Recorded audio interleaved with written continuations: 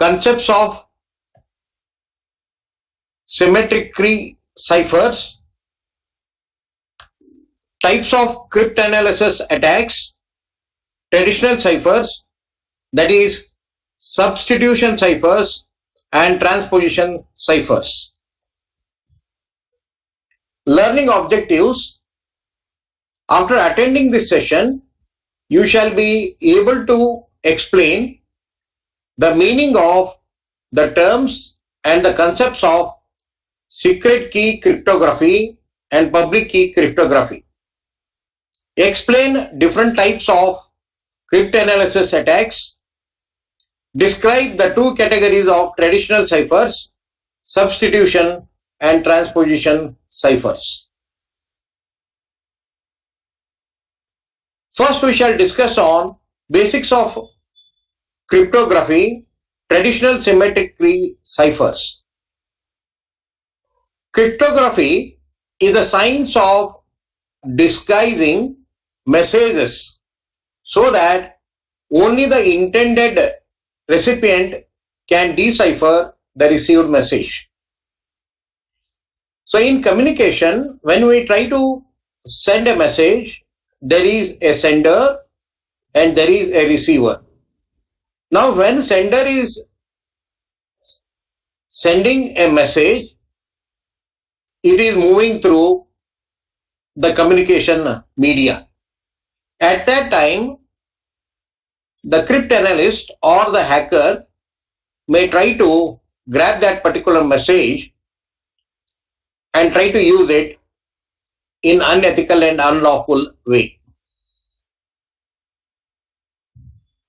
At that time, even if he is doing it, he should unable to get the meaning out of it. Like that, we have to disguise the message and then it has to go to the recipient side, and recipient using certain techniques has to decipher and get the plain text that was sent by the sender. While doing so, the cryptography should ensure the integrity of the message. It has to maintain the confidentiality of the message. It has to ensure authentication and usage of authorized people, and it should have digital signatures so that the people with digital signatures actually shall send and get the messages.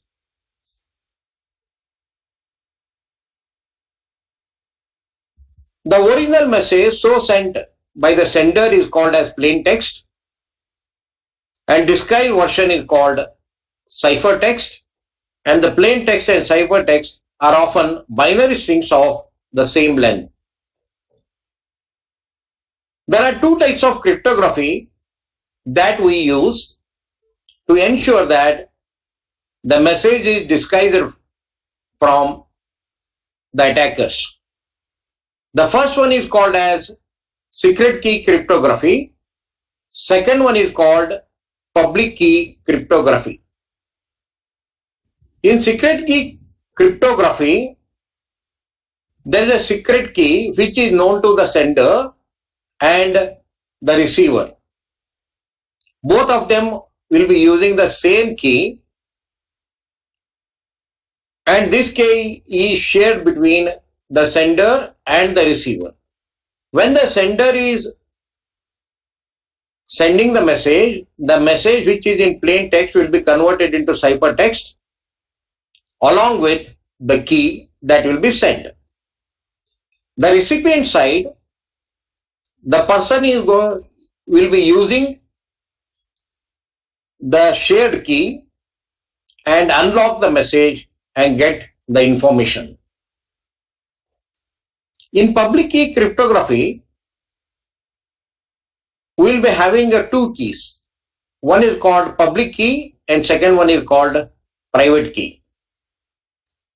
These two distinct keys form a key pair, and these are being used to send the message and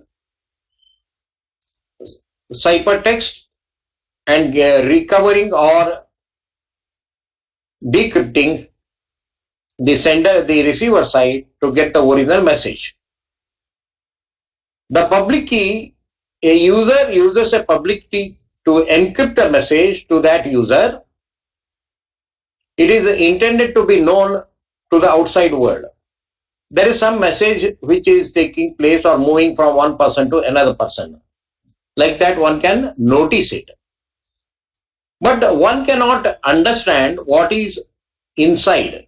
For example, in case of WhatsApp messaging, the entire content is decrypted. Who is the receiver, who is the sender, such information can be known to the third person or system admin. However, the message which is shared between the sender and receiver, it is totally in encrypted form. No other person can see it. So public key is allowing to know there is something is happening between two people, but what is that information will not be available. But in case of private key, the sender and receiver uses it and they are getting the information from the message which is sent by the sender in encrypted form, and it will be ciphertext that will be dispatched. Receiver gets that encrypted information and decrypt at his end by using the private key. So public key, a user uses public key to encrypt message. However, it is intended to be known to the outside world. Private key is known only to the recipient and he uses it to decrypt the message. Let us see the general idea. First we focus on symmetric key cryptography. Let us assume that some messaging is taking place between Alka and Brijesh. Alka is a sender and she sends the plain text, and this plain text will be encrypted. This is sender side encryption. This involves the process to disguise original message, and after that we will get the ciphertext. So plain text, because of the encryption process, is getting converted into ciphertext. This ciphertext is sent through the channel and it arrives at the receiver side. The Brijesh, who is sitting at the receiver side, he uses the process to recover original message which will be in plain text. So like this, the receiver side message arrives which is in plain text form. If P is the plain text, after encryption, if C is the ciphertext and the K is the key, then encryption to arrive at the ciphertext C can be defined as encryption using the key K, that is EK. This function operates on the plain text. When this encryption with the key K is applied on the plain text, what we get is the ciphertext. And this is moving through the channel and it comes the other side. It arrives at the receiver side. The receiver using the decryption with the key K and he applies that one on the ciphertext. After application, the plain text will be built back.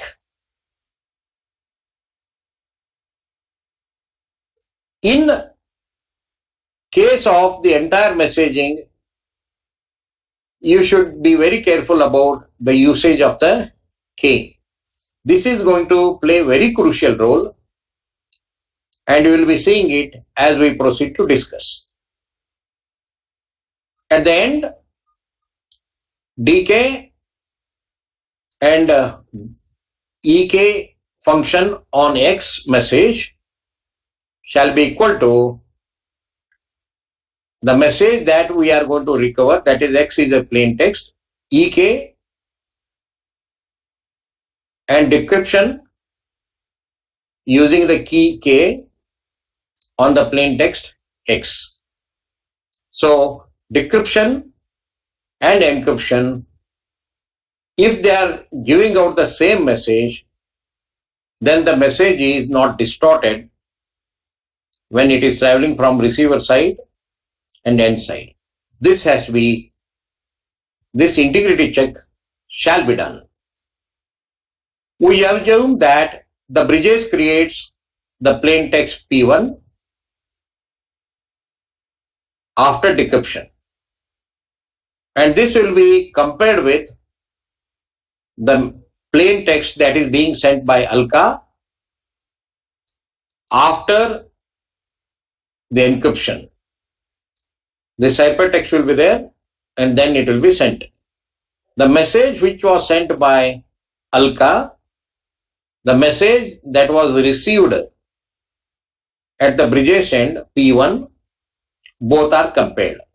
If P1 equal to P, then encryption, after that ciphertext, then decryption are taking place properly. Encrypted plain text that was received at the sender side after undergoing decryption produces the same plain text that is being sent by the sender Alka. Now in symmetric key cryptography, the same key is being used for encryption and decryption. Only one key is there. Now we shall see Kerckhoff's principle. Kerckhoff says the secrecy should be in the key used for decryption, not in the decryption or encryption algorithm.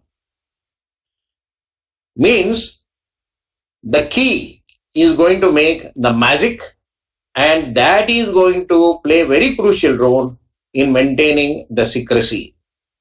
So encryption and decryption algorithms can be known to everybody, but the key is going to play very crucial role.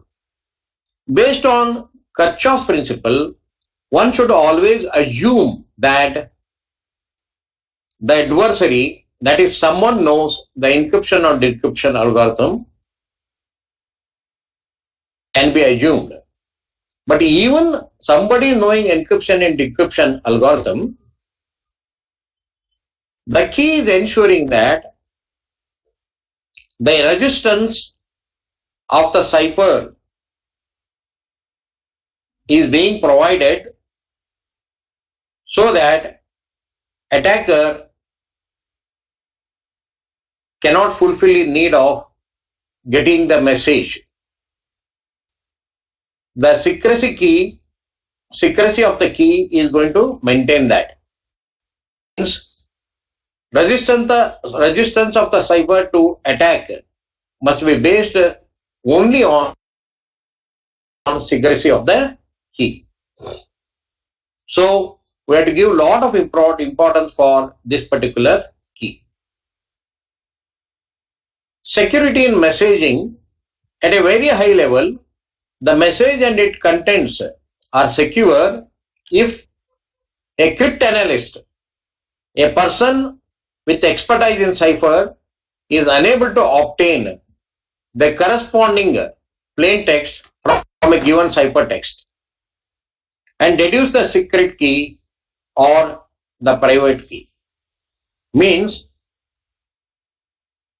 the plain text from a given ciphertext shall not be available to the cryptanalyst, and also the cryptanalyst shall be unable to deduce the secret key or the private key. When we ensure both these things, then we can say that we have provided security in messaging. Now we shall see what are the different types of cryptanalysis attacks. Means cryptanalyst is the person who is trying to identify the pattern between encryption, decryption, and how the plain text is getting converted into ciphertext to plain text again. He tries to understand the secrecy and he analyzes the entire pattern and try to attack the message.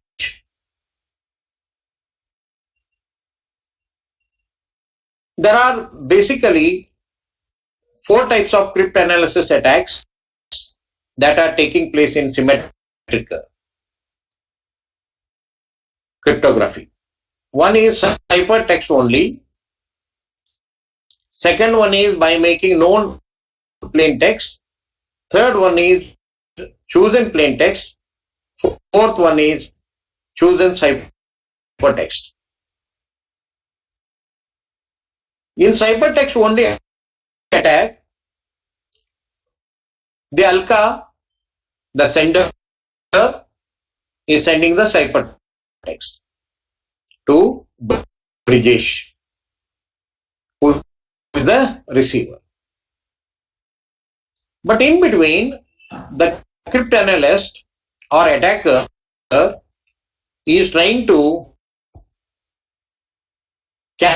capture this ciphertext and analyzes it and tries to get the plain text. Here, in order to get the plain text, the cryptanalyst or attacker looks for patterns in the ciphertext in an attempt to reconstruct some plain text and or deduce the key.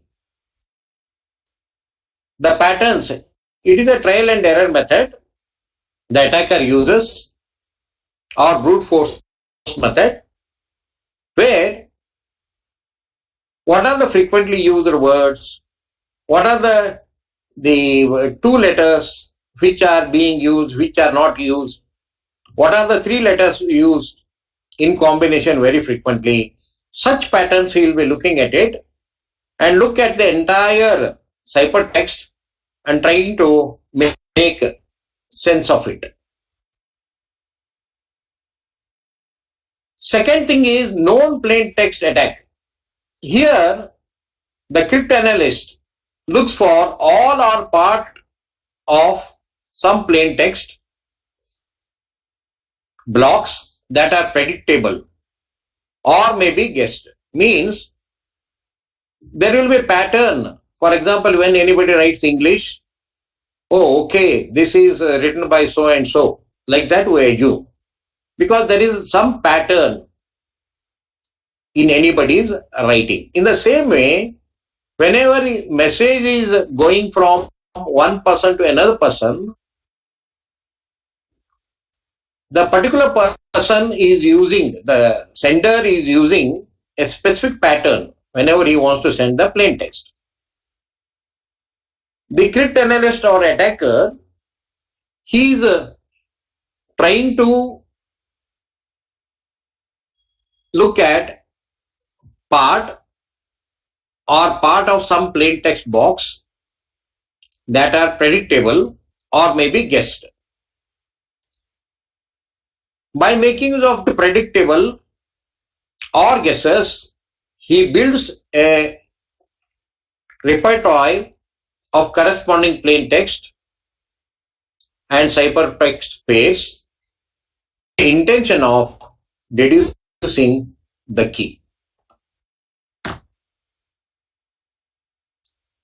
The third approach is chosen-plaintext attack.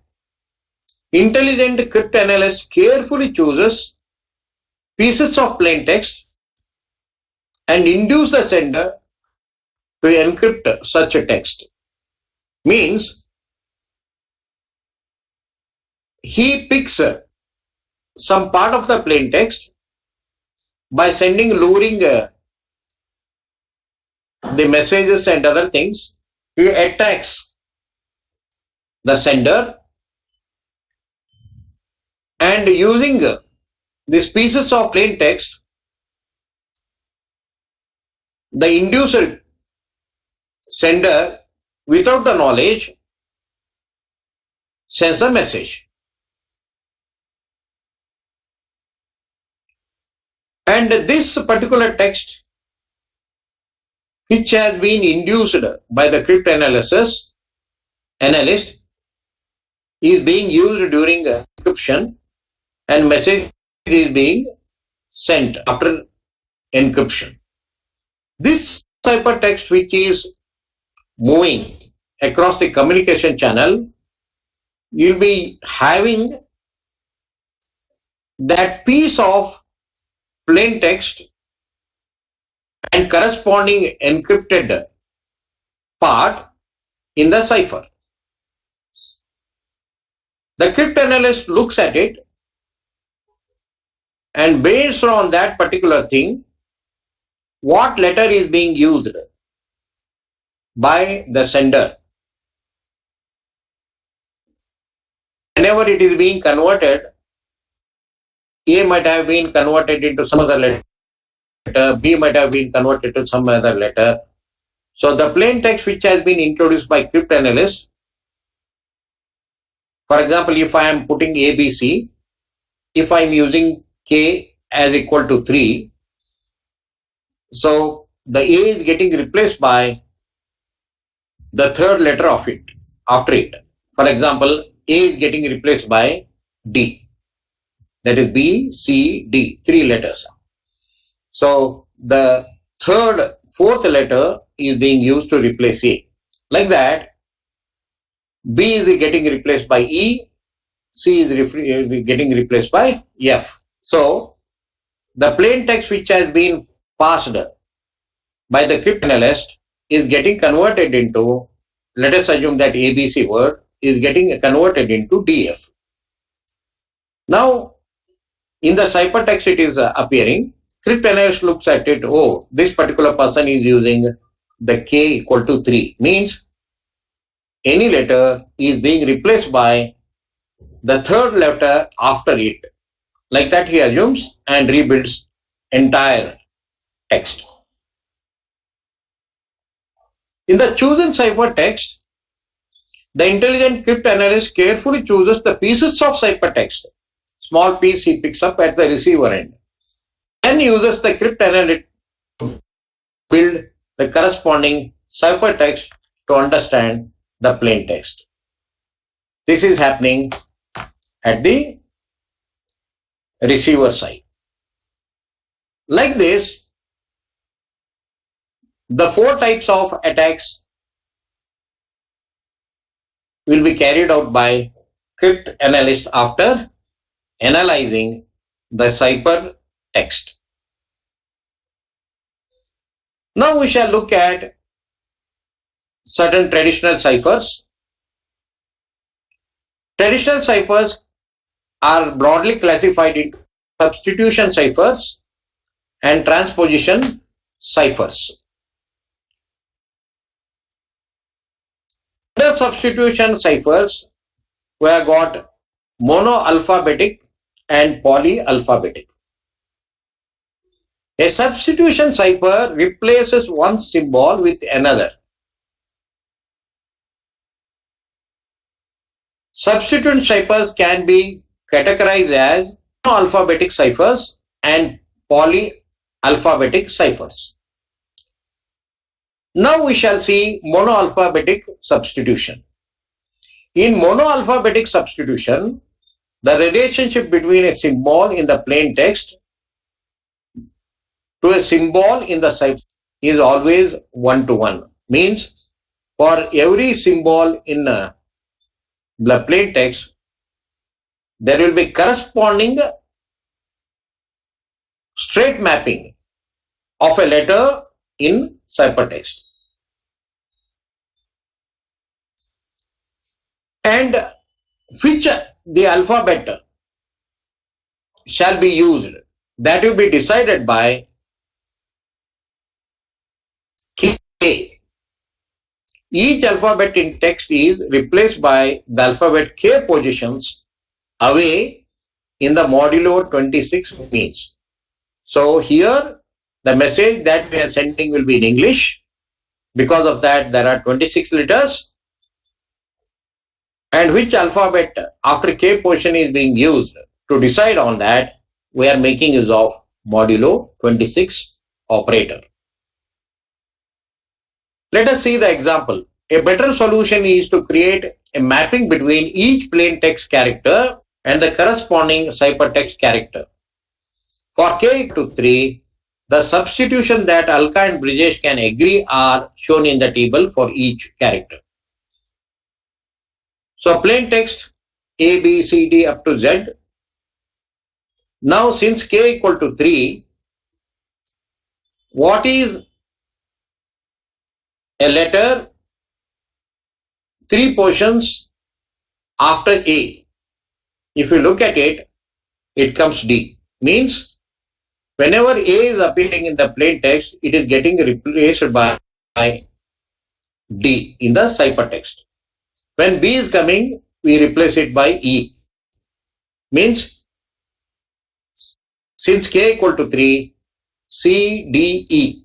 The E is the third letter after B. Similarly, F is the third letter after C. Means when K equal to 3, it is happening like that. If K equal to 4, then what happens? Fourth letter after A will be considered. Means whenever A is appearing, if K equal to 4, then E shall be used in place of A in ciphertext, like that. So we have to be very careful for the value of K here. Since K equal to 3, the alphabet in plain text are replaced by the alphabet which is 3 positions away from it. Using it, we convert into using table A equal to 3, convert the following plain text to ciphertext. My name is Vishal. This is the plain text. M. What is the corresponding value? So for M, we can see here the P is coming there. So we replace M by P. Y by B. Like that we do it. So please remember the third position we are considering using modulo 26. Now ciphertext like this, by taking letter by letter, when we convert it, then we will get my name is Vishal is getting converted into PB, QPDH, LV, YLV, KDO, like that it is getting converted. After that, it moves back.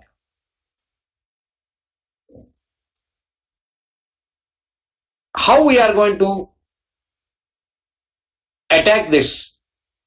Means attacker, what is the possible thing he can make it? Attacking approach is by brute force approach or by guessing, by making use of certain rules. There are no standard technique here. Trial and error method only attacker has to do it. To do that thing, he is trying to use certain pattern. So what type of thing? He may be using frequency distribution of alphabets in regular text. In English, A is being used, font is being used with what frequency? When you look at it, E is getting used with the frequency, highest frequency. Means if you take any message, the probability of having E is higher, 12.7. Similarly, T is being used later, A is being used after that, like that. And also, there are frequency of and trigrams. Means TH, HE, IN, ER, AN, RE, ED, ON, all such things, or the trigrams like THE, ING, all such things are frequently being used. With this particular knowledge and also some additional rules such as the letter R and N never occur consecutively, or the letter Q is usually followed by another letter U. Like that we understand. Using such things, we try to convert it. Now in Cryptanalysis has intercepted the following ciphertext using a statistical attack. He find the plain text here. So this is the ciphertext. After looking at this pattern, by making use of, he finds that the I is frequently appearing 14, V is 13 times, S is 12 times, and so on. The most common character is I with the 14 occurrences. So it is appearing 14 times. This means the key is 4, means I 14 value. If I is 14, C, D, E, F, G, H, I. If you look at it, so the value which we are getting, that is ith position, if it is indicating 14, A position, if you count back, it is 10 positions away. A is 10 position away. Then 14 minus 10 means I is the 14th value if you assume, then you count back, 13 is H, 12 is G, like that count back, then total will get 10. 14 minus 10 equal to 4 means A is going to get the value of 4, key is 4. Means when you map A to Z, in the text, ciphertext, the 4th position away letter is being used and replaced. For example, A is being replaced by E. B is replacing by F. Like that, alphabet table has to be created. Then letter by letter we have to pick it up and map. Then we'll get the message. The house is now for sale for $4 million. It is worth more.